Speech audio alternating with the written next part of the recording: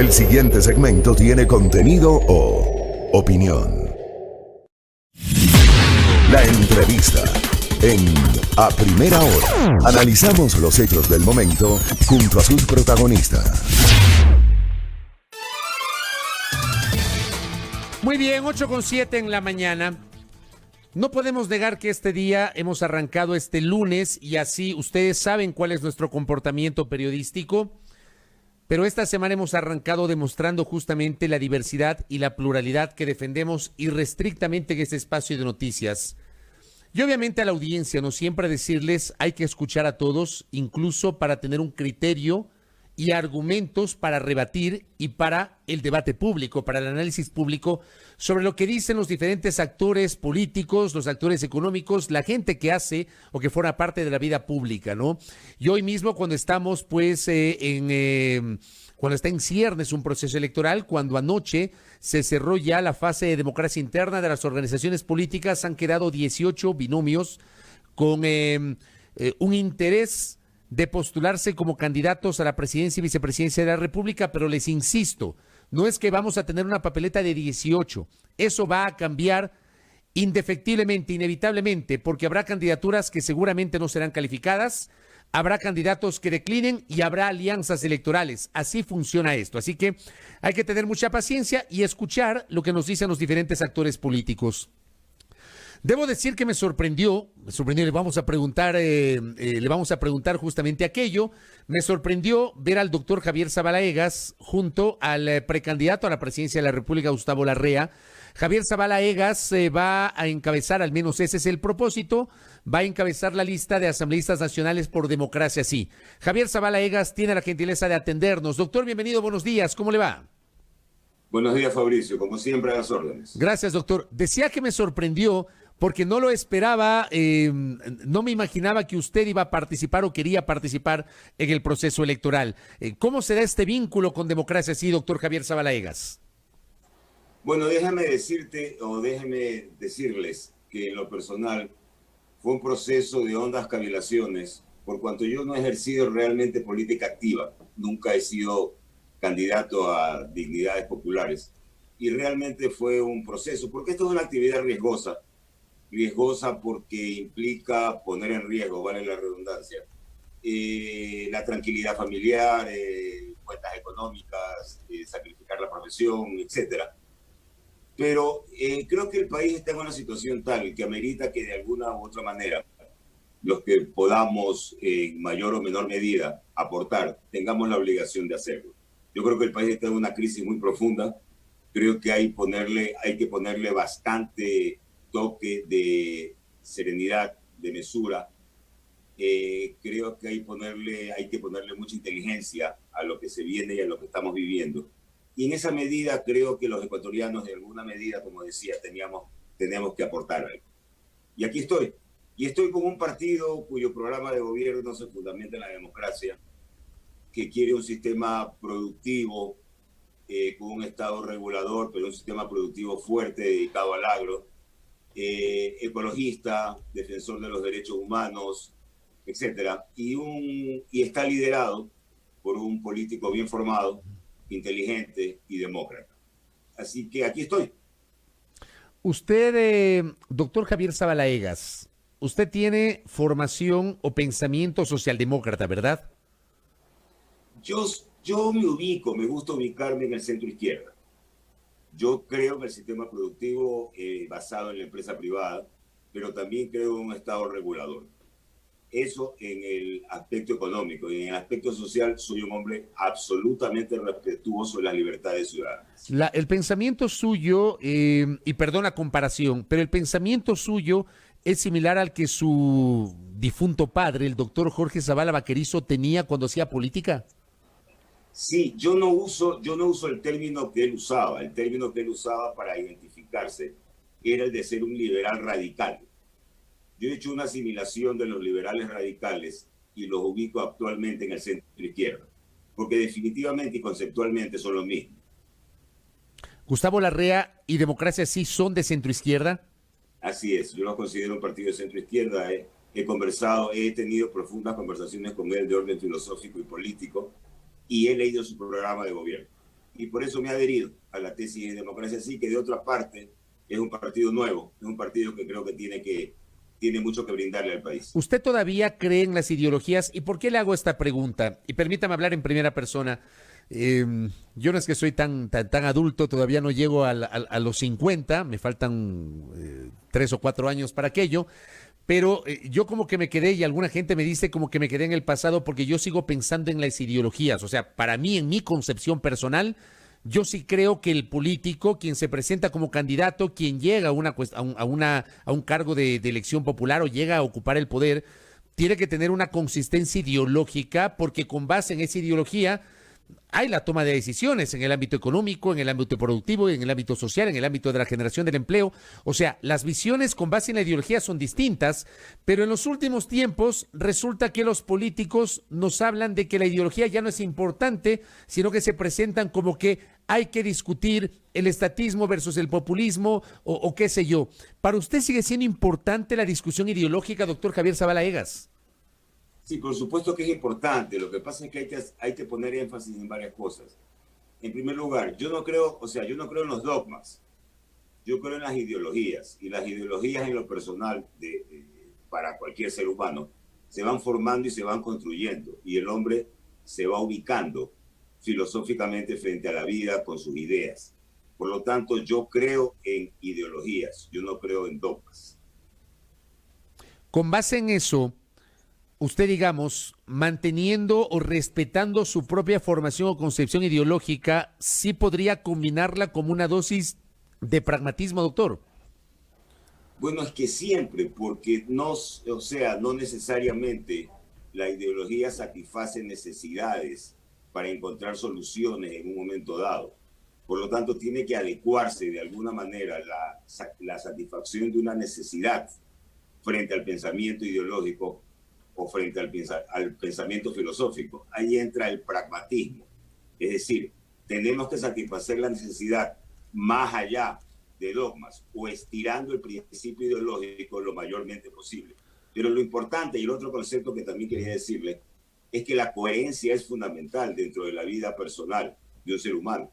Es decir, los actos tienen que ser coherentes frente a su pensamiento filosófico. ¿Usted exhibe eso? ¿Usted exhibe coherencia entre lo que dice, entre lo que piensa, lo que dice y lo que hace? Así es, todos mis actos han sido absolutamente coherentes y fácilmente explicables. Aquí, por ejemplo, voy a entrar en un terreno minado que ya lo conversamos en algún momento. Esa misma postura entre lo que piensa, lo que dice y lo que hace, ¿la aplicó durante su paso por el Consejo de Participación Ciudadana y Control Social de Transición, doctor Javier Zavala Egas? Le agradezco la pregunta, Fabricio, y déjeme decirle que fue el espacio político en donde mayormente he aplicado esa coherencia. Es decir, yo me encontré con un cuerpo colegiado, como ya lo he dicho varias veces, y con usted mismo lo hemos conversado. Me encontré con un cuerpo colegiado integrado con personas con varias agendas con las cuales no compartía. Por lo tanto, lo que quedaba era aplicar la mía. Y esa de aplicar la mía fue la coherencia con la que actué dentro de ese consejo. Usted, al hacer una valoración o hacer un ejercicio de autocrítica, ¿usted se ha puesto a pensar en tal vez los errores que pudo haber cometido usted o el Consejo durante su paso por ese organismo, doctor?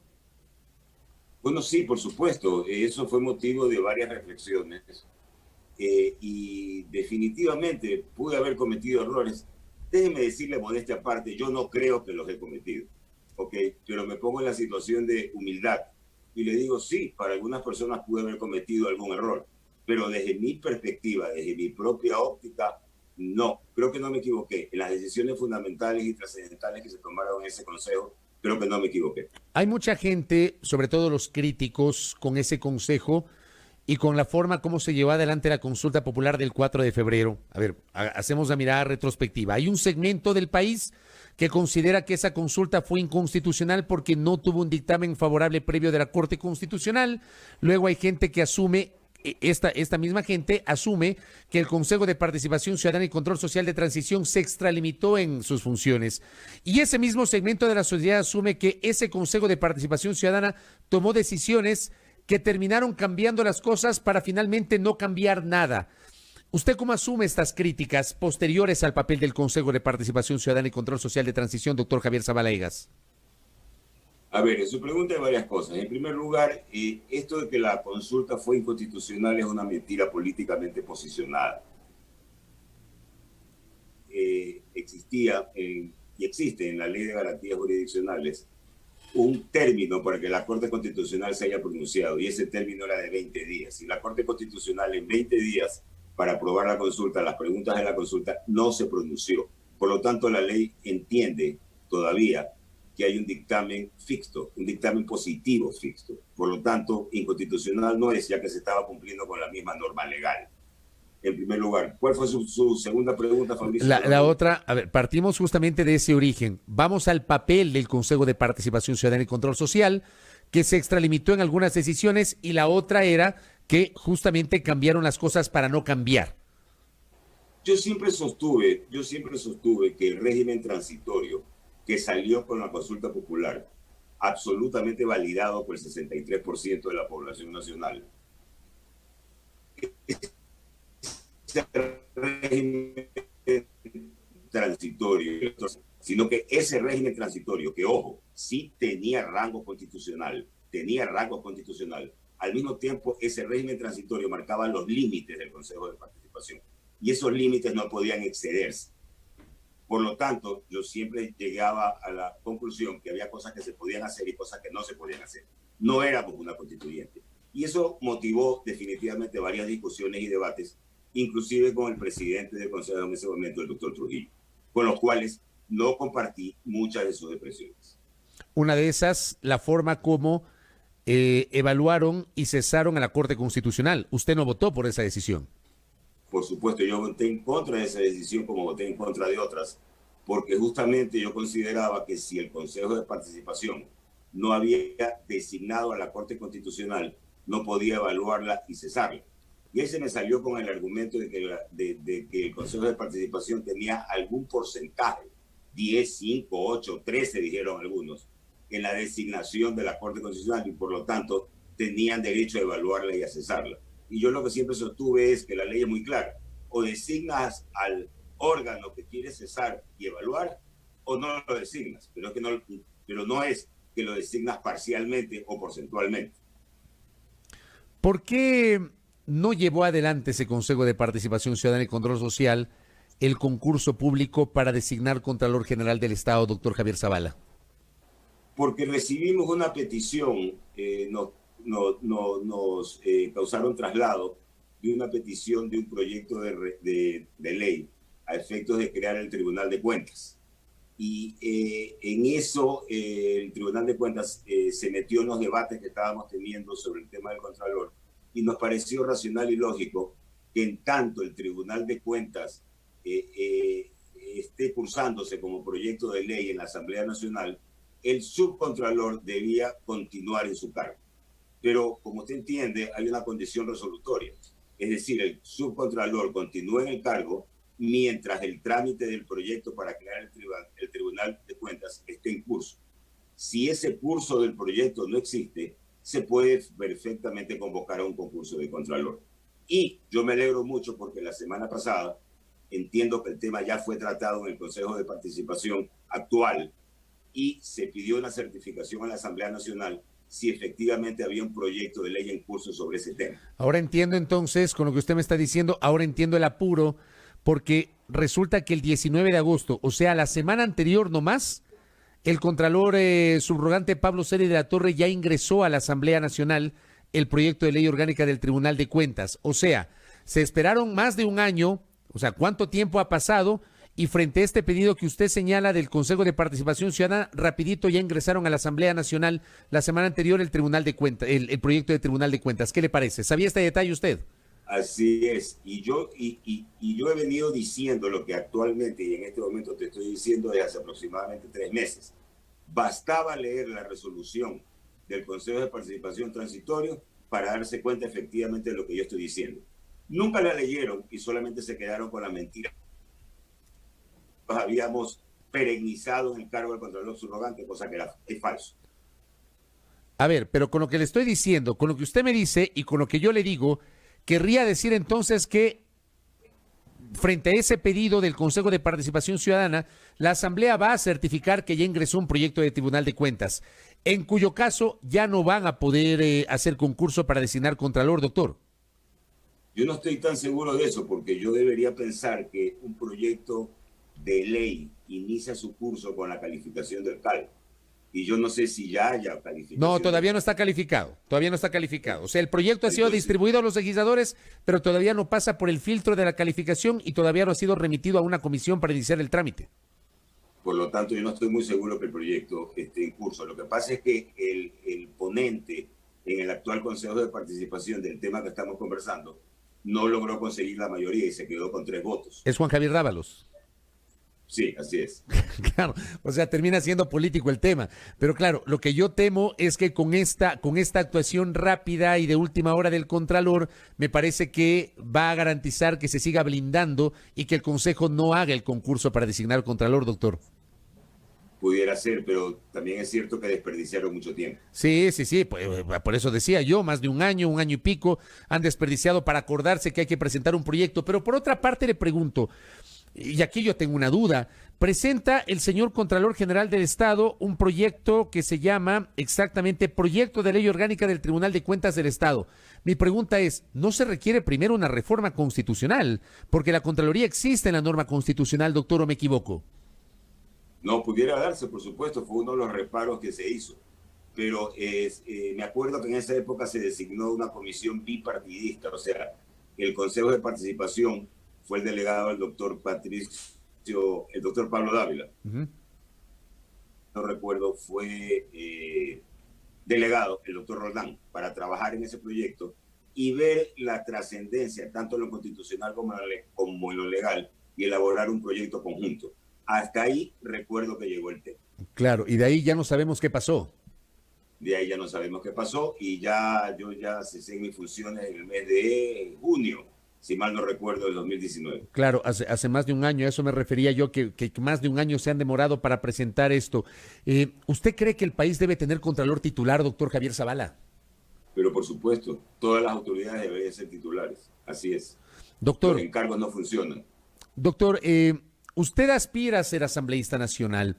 ¿Cree que el momento político y jurídico del país requiere o necesita una nueva constituyente?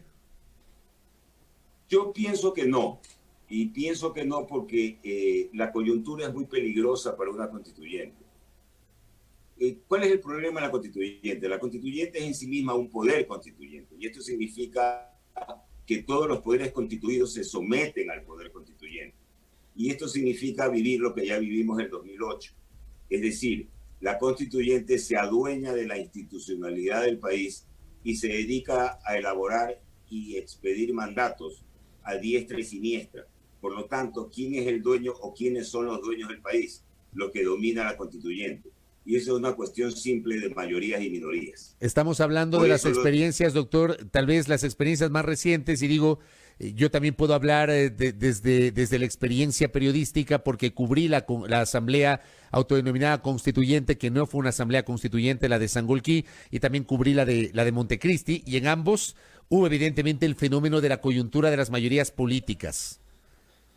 Así es, y son coyunturas que se aprovechan inclusive para ciertos intereses creados, ciertos intereses de grupo, para destrozar la institucionalidad y la legalidad del país.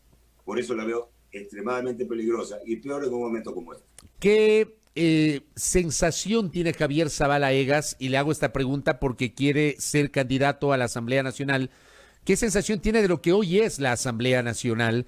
Según la empresa encuestadora Cedatos, tiene una credibilidad del 5% y la palabra de los legisladores tiene una credibilidad apenas el 2%. Y por otra parte, el propio presidente de la Asamblea, el ingeniero César Litardo Caicedo, reveló la semana anterior en una entrevista con Liz Valareso en Teleamazonas que 60 de 137 legisladores, o sea, el 44% de la integración del Parlamento, está siendo investigado. ¿Qué sensaciones le da eso a Javier Zavala? A ver, ahí hay varios problemas. En primer lugar, la integración de la Asamblea Nacional es por ciudadanos de la República, o sea, todos merecen y todos pueden ejercer su derecho político. Pero viene un problema que no existen filtros en los partidos políticos, y al no existir filtros en los partidos políticos, llega gente sin ninguna preparación o sin ninguna formación. Y no solo hablo de formaciones académicas o profesionales, sino de formación ética, en primer lugar. En segundo lugar, los grandes líderes buscan es arrastrar la mayor cantidad de asambleístas a efectos de lograr bloques mayoritarios y en ese momento dominar o mandar en la asamblea, y no les preocupa el otro aspecto. En tercer lugar, es necesario recalcar algo. El prestigio de la asamblea se mide como institución y no se mide por asambleístas.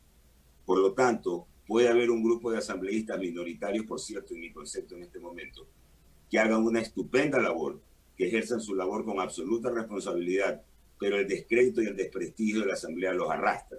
Cosa que es injusta realmente, pero es lo que ocurre, porque para la gente la confianza o el prestigio no está en el diputado necesariamente o en el asambleísta, sino que está en la institución llamada Asamblea Nacional.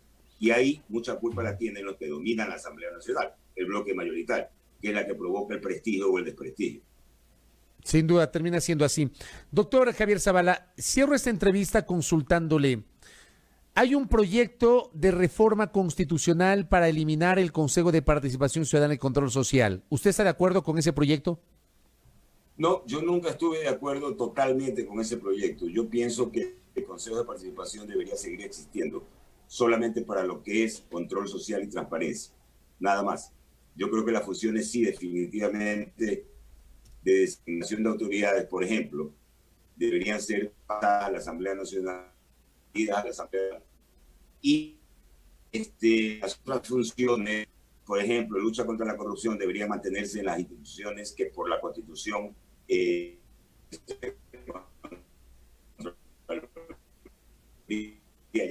fiscalía. Lo único creo que debe dar la designación de autoridades, cosa que debería hacerse con sumo cuidado, con los filtros adecuados en las comisiones respectivas. ¿Usted cree que fue un error del constituyente de Montecristi haber desaparecido la Comisión Anticorrupción? Corrígame si estoy equivocado. Usted fue parte de la primera Comisión Anticorrupción, la que nació ad honorem en el año 97, ¿verdad? Correcto, en el año 97. Con Ramiro Larrea Santos, con Roberto Aspiazu. Larrea, Simón Espinosa. ¿Cómo no? De los que me acuerdo, Medardo Mora, Marcelo Merlo. ¿Cómo no? Roberto Aspiazu, algunos. Usted fue parte, yo recordaba de eso. Esa comisión fue ad honorem. Nosotros provocamos la ley de la Comisión Anticorrupción, nosotros provocamos las reformas a la Constitución para el año 98 y posteriormente Yamil Mawad asumió el poder y nos dejó algunos afuera y continuó con la comisión con otros nombres que le acomodaban más. Correcto. Fue un error del constituyente de Montecristi eliminar la C4, como le llamaban, Comisión de Control Cívico contra la Corrupción, y crear el Consejo de Participación Ciudadana.